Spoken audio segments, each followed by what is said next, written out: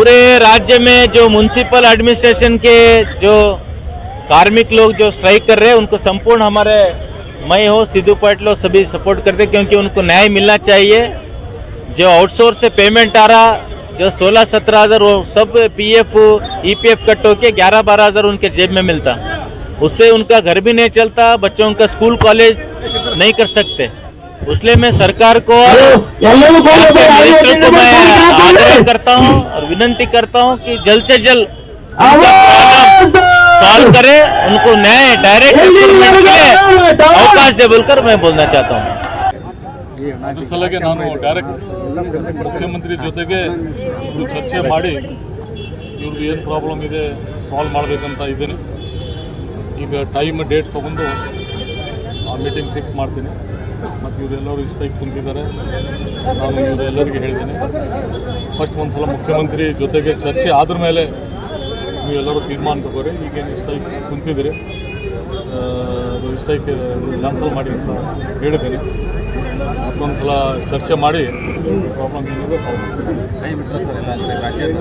ಇಲ್ಲ ಜಸ್ಟ್ ಈಗ ಬಂದೆ ನಾನು. ಈಗ ಡಿ ಸಿ ಆಫೀಸ್ನಲ್ಲಿ ರಿವ್ಯೂ ಮೀಟಿಂಗ್ ಮಾಡಿ ಮತ್ತೆ ಕರೆಸಿ ಮಾತಾಡ್ತೀನಿ. ಅದ್ರ ಬಗ್ಗೆ ಚರ್ಚೆ ಆಗಿದೆ. ಆಮೇಲೆ ಲಾಸ್ಟ್ಗೆ ಪ್ರಭಾಕರ್ ಮತ್ತು ತಮ್ಮೆಲ್ಲ ಕಮಿಟಿ ಏನು ಹೇಳಿದ್ರು, ಒಂದು 5-6 ಮಿನಿಮಮ್ ಫಸ್ಟ್ ಮಾಡಿಬಿಡಿ, ಆಮೇಲೆ ಬ್ಯಾಲೆನ್ಸ್ ನೆಕ್ಸ್ಟ್ ಇಯರ್ ನೋಡಿರಿ ಅಂತ ಹೇಳಿದರು. ಒಂದ್ಸಲ ಮುಖ್ಯಮಂತ್ರಿಗೆ ನಾನು ಮಾತಾಡಿದ್ದೀನಿ. ಈಗ ಪ್ರೆಸೆಂಟ್ ಮುಖ್ಯಮಂತ್ರಿಗೆ ಮಾತಾಡಿದ್ದೀನಿ. ಅವ್ರು ಏನು ಹೇಳಿದರು, ನೀವು ಅತೀಕ್ ಅಂತ ಸೆಕ್ರೆಟರಿ ಇದ್ದಾರೆ, ನಮ್ಮ CM ಸೆಕ್ರೆಟರಿ ಇದ್ದಾರೆ.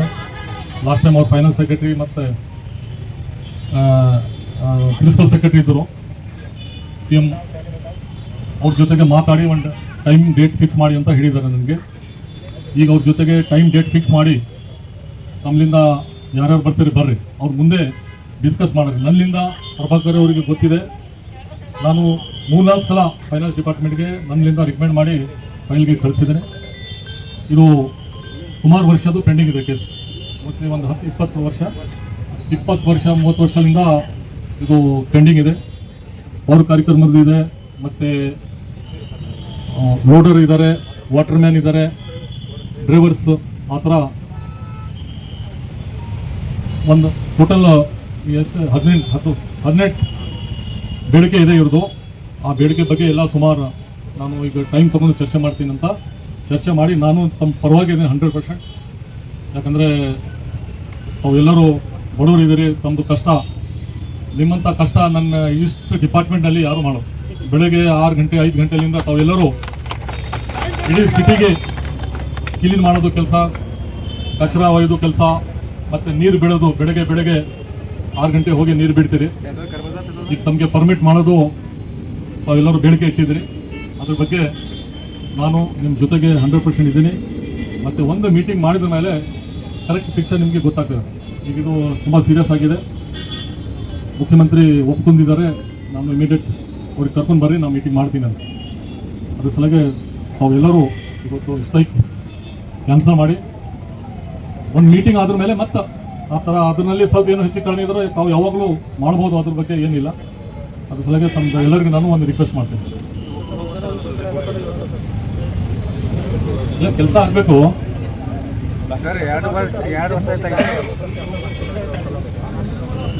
ಕೆಲಸ ಆಗ್ತದೆ 100%. ಒಂದು ಮೀಟಿಂಗ್ ಮಾಡಿ, ಇದು ಫೈನಲ್ ಮೀಟಿಂಗ್ ಇದೆ ನಿಮ್ಮದು, ಇಲ್ಲಾಂದ್ರೆ ಮತ್ತೆ 8 ದಿವಸ. ಹಲೋ, हाँ मीटिंग में सब मैं अभी साहब को बात किया, मैं जरा स्पीकर ऑन किया अभी. साहब बोले इमीडिएट तुम कभी लेके आते हैं, आप लेके आते बोले आपसे बात करके डेट और टाइम फिक्स करो बोले साहब. Keep silence. हमारे अध्यक्ष है, राष्ट्रीय स्टेट के अध्यक्ष है, 1 मिनट बात करते हैं. ಸ್ಪೀಕರ್ ಮಾಡಿ ಸರ್. ನಮಸ್ಕಾರ ಸರ್. Speaker sir. ಈಗ ರಾಜ್ಯದ 313 ನಗರ ಸ್ಥಳೀಯ ಸಂಸ್ಥೆಗಳ ನೌಕರರುಗಳು ಬೀದಿಗಿಳಿದು ಹೋರಾಟ ಮಾಡ್ತಾ ಇದ್ದೀವಿ ಸರ್. ಈಗಾಗಲೇ ನಿಮಗೆ ಈಗೇನು ನಾವು ಕಂಡಿದ್ವಿ, ಮತ್ತು ನಮ್ಮ ಸಾಹೇಬರು ಮಿನಿಸ್ಟರ್ ಸಾಹೇಬರು ನಿಮಗೆ ಫೋನ್ ಕೂಡ ಮಾಡಿ ಹೇಳಿದ್ರು ಸರ್. ಇವತ್ತು ಹೊರಗುತ್ತಿಗೆ ಪದ್ಧತಿಯನ್ನು ರದ್ದು ಮಾಡಿ ನೇರ ಪಾವತಿಗೆ ವಾಟರ್ ಸಪ್ಲೈ ಡ್ರೈವರ್ಸ್ಗಳನ್ನು ಮತ್ತು ಲೋಡರ್ಸ್ ಕ್ಲೀನರ್ಸ್ಗಳನ್ನು ನೇರ ಪಾವತಿ ಮಾಡೋದ್ರಿಂದ ಸರ್ಕಾರಕ್ಕೆ ಯಾವುದೇ ಬರ್ಡನ್ ಆಗಲ್ಲ. ದಯಮಾಡಿ ಅವ್ರು ದುಡ್ಡಿರ್ತಕ್ಕಂಥ ದುಡ್ಡನ್ನು ನೀವು ಏಜೆನ್ಸಿ ಕೊಡ್ತಿದ್ರಿ, ಏಜೆನ್ಸಿ ಥ್ರೋ ಕೊಡ್ತಾ ಇದ್ರಿ, ಆ ಏಜೆನ್ಸಿಯನ್ನು ರದ್ದು ಮಾಡಿ ನೇರವಾಗಿ ನಮ್ಮ ಸಂಬಳ ಕೊಡ್ತಾರೆ.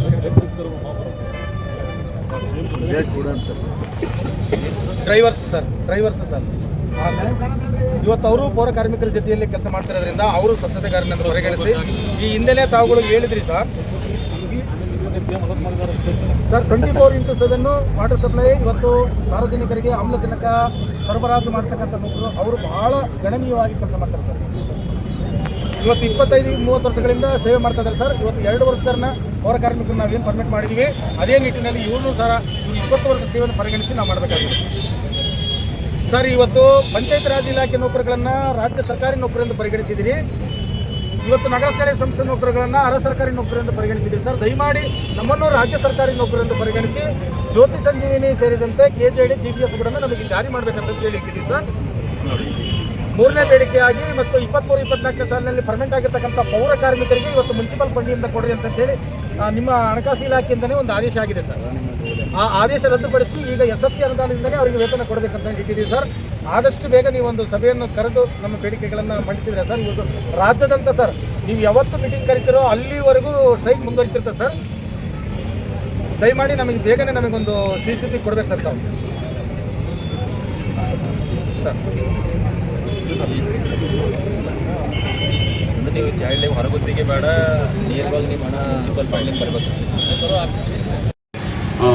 ನಾವು ನನಗೆ ನಿರ್ದೇಶನ ಕೊಟ್ಟು ಮತ್ತು ನಮ್ಮ ಅಧಿಕಾರಿಗಳಿಗೂ ಕೂಡ ನಿರ್ದೇಶನವನ್ನು ಕೊಟ್ಟು ಕೂಡಲೇ ಹೋಗಿ ಅವರ ಮನವಿಯನ್ನು ಸ್ವೀಕರಿಸಬೇಕು, ನಂತರ ನಾನು ಬರ್ತೀನಿ ಅನ್ನೋ ಮಾತನ್ನು ಹೇಳಿದ್ದಾರೆ. ಅವರು ಇನ್ನೊಂದು ಕಾರ್ಯಕ್ರಮಕ್ಕೆ ತಿಳಿರೋದ್ರಿಂದ ನಾನು ಕೂಡಲೇ ಈ ಸ್ಥಳಕ್ಕೆ ಬಂದೆ. ಈಗಾಗಲೇ ತಮ್ಮ ರಾಜ್ಯಾಧ್ಯಕ್ಷರ ಒಂದು ನಿಯೋಗ ಮಾನ್ಯ ಸಚಿವರನ್ನು ಹಲವಾರು ಬಾರಿ ಭೇಟಿ ಮಾಡಿ ನಿಮ್ಮ ಸಂಕಷ್ಟಗಳನ್ನ ಅವರಿಗೆ ಮನವರಿಕೆ ಮಾಡಿಕೊಟ್ಟಿದ್ದಾರೆ. ಈ ನಿಟ್ಟಿನಲ್ಲೂ ಕೂಡ ಮಾನ್ಯ ಸಚಿವರು ಸನ್ಮಾನ್ಯ ಮುಖ್ಯಮಂತ್ರಿಗಳಿಗೂ ಕೂಡ ಇದನ್ನ ಮನವರಿಕೆ ಮಾಡಿಕೊಟ್ಟಿದ್ದಾರೆ. ಅವ್ರ ಜೊತೆಗೆ ನಿಮ್ಮ ರಾಜ್ಯಾಧ್ಯಕ್ಷರು ಹಾಗೂ ಅವರ ನಿಯೋಗವೂ ಕೂಡ ಅವ್ರ ಜೊತೆಲೇ ಇತ್ತು. ನಿಮ್ಮ ಕೆಲವೊಂದು ಬೇಡಿಕೆಗಳು ಆರ್ಥಿಕ ಇಲಾಖೆಗೆ ಸಂಬಂಧಪಟ್ಟಿರೋದ್ರಿಂದ ಮಾನ್ಯ ಸಚಿವರು ಪೌರಾಡಳಿತ ಇಲಾಖೆಯ ಮೂಲಕ ಕೆಲವೊಂದು ನಿರ್ಣಯಗಳನ್ನ ತಗೊಳ್ಳಿಕ್ಕೆ ಸಾಧ್ಯ ಆಗಿಲ್ಲ. ಏನೇನು ಸಾಧ್ಯ ಆಗಿತ್ತು ಅದನ್ನ ನಾವು ಮಾನ್ಯ ಸಚಿವರ ಅನುಮೋದನೆ ಮೇರೆಗೆ ಈಗಾಗಲೇ ಅದನ್ನ ಸಣ್ಣ ಪುಟ್ಟ ಕೆಲವೊಂದು ಬೇಡಿಕೆಗಳನ್ನ ಈಡೇರಿಸಿದ್ವಿ. ಅದು ತಮ್ಮ ಗಮನಕ್ಕೂ ಕೂಡ ಬಂದಿದೆ. ಕೆಲವೊಂದು ಇನ್ನೂ ಹಲವಾರು ಕೆಲಸಗಳು ಆಗ್ಬೇಕಾಗಿದೆ. ನಿಮ್ಮ ಹಿತದೃಷ್ಟಿಯಿಂದ ಅನೇಕ ಕೆಲಸಗಳಾಗಬೇಕಾಗಿದೆ. ಅದನ್ನು ಕೂಡ ಮಾನ್ಯ ಸಚಿವರ ಅವಗಾಹನೆಗಿದೆ. ಅವರು ನಿರಂತರವಾಗಿ ಪ್ರಾಮಾಣಿಕ ಪ್ರಯತ್ನವನ್ನ ಮಾಡ್ತಾ ಇದ್ದಾರೆ. ಈಗಾಗಲೇ ನಿಮ್ಮ ರಾಜ್ಯಾಧ್ಯಕ್ಷರ ಒಂದು ನಿಯೋಗ ಮಾನ್ಯ ಕಾರ್ಯದರ್ಶಿಗಳು ಹಾಗೂ ಮಾನ್ಯ ಪೌರಾಡಳಿತ ನಿರ್ದೇಶಕರ ಜೊತೆಗೆ ಒಂದು ಸಭೆಯನ್ನು ಕೂಡ ಮಾಡಿ ತುರ್ತಾಗಿ 5 ಬೇಡಿಕೆಗಳನ್ನ ಈಡೇರಿಸ್ತೀವಿ ಅನ್ನೋ ಮಾತನ್ನು ಕೂಡ ಅವರಿಗೆ ವಾಗ್ದಾನವನ್ನ ನೀಡಿರ್ತಾರೆ. ಆದರೆ ಅದಕ್ಕೆ ಒಂದು ನಿಗದಿತ ಅವಧಿ ಹೇಳಿಲ್ಲದೆ ಇರೋ ಕಾರಣಕ್ಕೆ ಮತ್ತೆ ಇವತ್ತು ಆ ಮುಷ್ಕರವನ್ನ ಮತ್ತೆ ಅವರು ಮುಂದುವರಿಸಿದ್ದಾರೆ. ನಾನು ಕೂಡ ಅವರಿಗೆ ದೂರವಾಣಿ ಮೂಲಕ ಮನವಿ ಮಾಡಿದ್ದೆ. ಯಾಕಂದ್ರೆ ರಾಜ್ಯ ಸರ್ಕಾರ ನಿಮ್ಮ ಎಲ್ಲ ಮನವಿಗಳಿಗೆ ಸ್ಪಂದಿಸ್ತಾ ಇದೆ. ಸ್ಪಂದಿಸುವ ಮನಸ್ಥಿತಿ ಇರುವ ಹಿನ್ನೆಲೆಯಲ್ಲಿ ನೀವು ದಿಢೀರ್ ಮುಷ್ಕರ ಮಾಡೋ ತೀರ್ಮಾನವನ್ನು ತೆಗೆದುಕೊಳ್ಬೇಡಿ. ಮತ್ತೆ ಇನ್ನೊಂದು ಮೀಟಿಂಗ್ ಮಾಡಿ ಅದಕ್ಕೊಂದು ಕಾಲಮಿತಿಯನ್ನ ನಿಗದಿ ಮಾಡಿ ಅದನ್ನ ಹಂತ ಹಂತವಾಗಿ ಈಡೇರಿಸುವ ನಿಟ್ಟಿನಲ್ಲಿ ಕಾರ್ಯಕ್ರಮಗಳನ್ನ ಹಮ್ಮಿಕೊಳ್ಳೋಣ ಅಂತ ಹೇಳಿದ್ವಿ.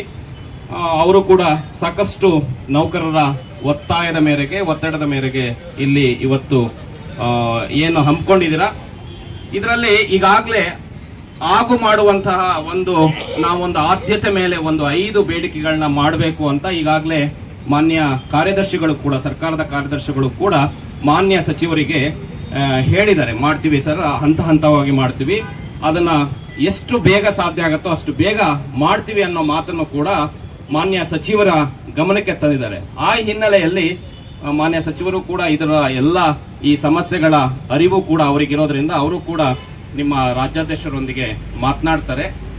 ನಾನು ಮಾನ್ಯ ಸಚಿವರ ಪರವಾಗಿ ಹಾಗೂ ಇಲಾಖೆಯ ಪರವಾಗಿ ನಿಮ್ಮಲ್ಲಿ ನಾನು ವಿನಯಪೂರ್ವಕವಾಗಿ ಮನವಿ ಮಾಡೋದೇನು ಅಂತ ಹೇಳಿದ್ರೆ, ನಿಮ್ಮ ಏನು ಇವತ್ತು ಧರಣಿ ಕೂತಿದ್ದೀರಾ ಇದನ್ನ ಕೈಬಿಟ್ಟು ನೀವು ನಿಮ್ಮ ಕೆಲಸವನ್ನ ಮಾಡಿ ಅಂತ ನಾನು ಮನವಿ ಮಾಡ್ತೇನೆ.